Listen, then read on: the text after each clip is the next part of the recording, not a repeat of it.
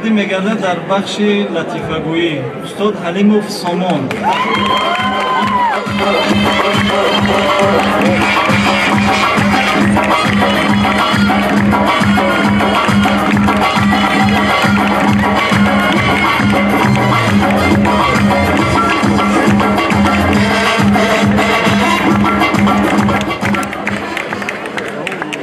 نسل لطیفه‌گویی با هم خطیب حلیموف سامان سازوار دیپلم گشت و توات همسر گرفتن تا ازدواجش لطیفه را نمیدونید.